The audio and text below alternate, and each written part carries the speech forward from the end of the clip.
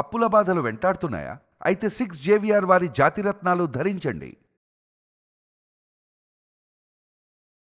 నమస్తే, welcome to మనం TV. ప్రస్తుతం మనతో పాటు ఉన్నారు వంటింటి చిట్కాల స్పెషలిస్ట్, ప్రముఖ ఆయుర్వేదిక్ డాక్టర్ చిట్టిబుట్ల మధుసూదన శర్మ గారు. డాక్టర్ గారితో మాట్లాడదాం. డాక్టర్ గారు నమస్తే. నమస్తే. ఎలా ఉన్నారు డాక్టర్ గారు? బాగున్నానమ్మా, మీరు ఎలా ఉన్నారమ్మా? నేను చాలా బాగున్నాను డాక్టర్ గారు. డాక్టర్ గారు, ఇంతకు ముందు జనరేషన్లో ఈ థైరాయిడ్ ప్రాబ్లం అనేది ఎక్కువ చూడలేదు, కానీ ఈ జనరేషన్లో చాలా మందికి, ఒక 10 మందిని చూసుకుంటే 9 మందికి థైరాయిడ్ ఉంటుంది ఖచ్చితంగా. చాలా మంది డాక్టర్లు చెప్తుంది ఏంటి అని అంటే, ఈ స్ట్రెస్ వల్ల కూడా థైరాయిడ్ ప్రాబ్లం బాగా వస్తుంది అని చెప్తున్నారు. అసలు ఇంతకుముందు ఈ స్ట్రెస్ అనేది, యాంగ్జైటీ అనేది ఏదీ లేదు, ఈ థైరాయిడ్ ప్రాబ్లం కూడా లేదు. కానీ ఈ జనరేషన్లో మేబీ లైఫ్ స్టైల్ వల్ల కావచ్చు, స్ట్రెస్ అనేది చాలా మంది బ్యాలెన్స్ చేయలేని ఒక పెద్ద ఇష్యూ అయిపోయింది.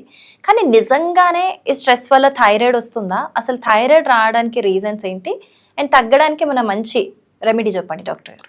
స్ట్రెస్ వల్ల థైరాయిడ్ సమస్యలు వస్తాయని చెప్పేసి దానికి శాస్త్రీయ ఆధారాలు ఉన్నాయమ్మా, చాలా ఉన్నాయి. నిజంగా చెప్పాలంటే థైరాయిడ్ సమస్య ఒకానొకప్పుడు ఐడిన్ లోపం వల్ల కలుగుతుందని చెప్పేసి అభిప్రాయం ఉండేది. దానికి సంబంధించి అయోడైజ్డ్ సాల్ట్ కూడా మార్కెట్లోకి రావడం జరిగింది. ఇంచుమించు ప్రతి ఒక్కరము, ప్రతి ఇంట్లో అందరము అయోడైజ్డ్ సాల్ట్ వాడుతున్నాం. కానీ థైరాయిడ్ సమస్యలు కొత్త వస్తున్నాయి, ఉన్నటువంటి సమస్యలు తగ్గడం లేదు.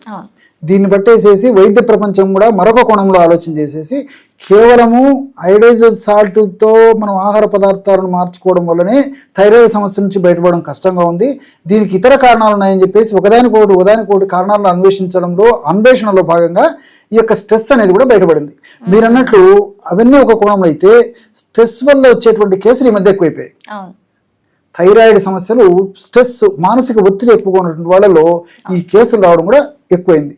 యాక్చువల్గా ఈ థైరోట్రోపిన్ రిలీజింగ్ హార్మోన్ అని చెప్పేసి ఒకటి మన బ్రెయిన్లో హైపోథలామస్ అనేటువంటి ప్రాంతంలో ఉత్పత్తి అవుతుంటుంది అనమాట. ఈ యొక్క థైరోట్రోపిన్ రిలీజింగ్ హార్మోన్ బాగా ఉత్పత్తి అయినప్పుడే ఆ యొక్క ప్రభావం చేతనే ఆ హార్మోనే థైరాయిడ్ స్టిమ్యులేటింగ్ హార్మోన్ అనేటువంటి మరొక హార్మోన్ని పిట్యూటరీ గ్రంథి నుంచి ఉత్పత్తి చేయడానికి సహకరిస్తుంది. ఎప్పుడైతే స్ట్రెస్ ఉందో అప్పుడు ఈ థైరోట్రోపిక్ రిలీజింగ్ హార్మోన్ ఉత్పత్తి తగ్గిపోయేసరికి బ్రెయిన్లో మరి TSH థైరాయిడ్ స్టిమ్యులేటింగ్ హార్మోన్ సరిగా ఉత్పత్తి కాదు. ఎప్పుడైతే థైరాయిడ్ స్టిమ్యులేటింగ్ హార్మోన్ సరిగా ఉత్పత్తి కాదో దానివల్ల ఈ యొక్క థైరాక్సిన్ ఇలాంటి థైరాయిడ్ సంబంధించిన హార్మోన్స్ ఉత్పత్తి కావు, దీనివల్ల థైరాయిడ్ సమస్య వస్తుంది. లేదంటే హెచ్చుతగ్గులు కూడా ఉత్పత్తి అయ్యేటువంటి పరిస్థితి ఏర్పడుతుంటుంది. ఇది జనరల్ గా ఈ స్ట్రెస్ వల్ల థైరాయిడ్ సమస్యలు వచ్చేదానికి కారణం అనమాట. కాబట్టి సైంటిఫిక్ రీజన్ అయితే ఉంది. ఇక్కడ కూడా హైపోథైరాయిడ్, హైపర్ థైరాయిడ్ అని చెప్పేసి సర్వసాధారణంగా 2 రకాల థైరాయిడ్స్ మనం నిత్య జీవితంలో చూస్తుంటాం. ఇందులో కూడా హైపోథైరాయిడ్ సమస్య ఉన్నటువంటి వాళ్ళు ఎక్కువ, హైపర్ థైరాయిడ్ వాళ్ళు తక్కువ ఉంటే, అంటే ఉదాహరణకు 100 మంది థైరాయిడ్ పేషెంట్స్లో ఒక 10 మంది 15 మంది ఏదైనా హైపర్ థైరాయిడ్ వాళ్ళు ఉన్నట్లయితే దాదాపు 80 మంది 85 మంది వరకు కూడా 85 మంది వరకు కూడా హైపర్ థైరాయిడ్ ఉన్నటువంటి వాళ్ళు ఉంటారనమాట. కాబట్టి ఈ హైపర్ థైరాయిడ్ కానివ్వండి, హైపోథైరాయిడ్ కానివ్వండి, ఇప్పుడు ఇంగ్లీష్ వైద్య విధానంలో అయితే సపరేట్ ఔషధాలు వైద్యులు సూచిస్తుంటారు. కానీ ఆయుర్వేద వైద్య విధానం యొక్క ప్రత్యేకత ఏంటంటే, అది ఎలాంటి థైరాయిడ్ సమస్య అయినప్పటికీ థైరాయిడ్ గ్రంథి యొక్క పనితనాన్ని సమర్థవంతంగా నిర్వహించేట్టు చేసి, థైరాయిడ్ గ్రంథిని ఆరోగ్యవంతంగా ఉంచేసి, థైరాయిడ్ గ్రంథికి సంబంధించినటువంటి ఎటువంటి అనారోగ్య పరిస్థితులు రాకుండా చేసేటువంటి పరిస్థితి ఆయుర్వేద ఔషధాలు కలుగజేస్తాయి అన్నమాట. అందుకే సమస్య ఏదైనప్పటికీ ఆధునిక వైద్యంలో వేరే ట్రీట్మెంట్స్ ఉంటాయి, కానీ ఏ రకమైన థైరాయిడ్కైనా ఆయుర్వేదంలో ఒకటే ఔషధం. ఏంటి డాక్టర్ రెమెడీ? చాలా మంచి ప్రశ్న అడిగారు. సో మీరు అడిగిన దానికి సంబంధించి చెప్తాను. ఇప్పుడు ఫర్ ఎగ్జాంపుల్ థైరాయిడ్ సమస్య ఒక పటాన్ని తగ్గడం లేదు, దీనికి స్ట్రెస్ రిలేటెడ్ కారణం అని చెప్పేసి కూడా మనం ఇప్పుడే చెప్పుకున్నాం. స్ట్రెస్ తగ్గాలంటే అశ్వగంధ చూర్ణం చాలా బాగా పనిచేస్తుంది. అశ్వగంధ పేరు లేని వ్యాధికి పెన్నేరు మందు అని చెప్పేసి చెప్తుంటారు అనమాట. సో స్ట్రెస్ రిలీవింగ్ కెపాసిటీ దీనికి చాలా ఎక్కువగా ఉంది. సో దీంట్లో ఉన్నటువంటి సోమ్నిఫెరిన్, విథనాలాయిడ్స్ ఇలాంటి అనేక రకాల రసాయన పదార్థాలు ఈ స్ట్రెస్ ను బాగా తగ్గిస్తాయి. ఎప్పుడైతే స్ట్రెస్ తగ్గుతుందో స్ట్రెస్ ప్రభావం చేసినటువంటి థైరాయిడ్ ప్రాబ్లం కూడా తగ్గుతుంది. అంతేకాకుండా వ్యాధి నిరోధక శక్తిని పెంపొందింపజేసేటువంటి గుణాలు ఈ యొక్క అశ్వగంధాలు ఉన్నాయి. అదేవిధంగా థైరాయిడ్ గ్రంథి పనితనాన్ని సమర్థవంతంగా నిర్వహించేటువంటి వివిధ రకాలైనటువంటి రసాయన గుణాలు ఇందులో ఉన్నాయి. ఆ థైరాయిడ్ గ్రంథి ఇన్ఫ్లమేషన్ గురి కాకుండా ప్రొటెక్ట్ చేసేటువంటి వివిధ రకాలైన రసాయన గుణాలు అశ్వగంధాలు ఉన్నాయి.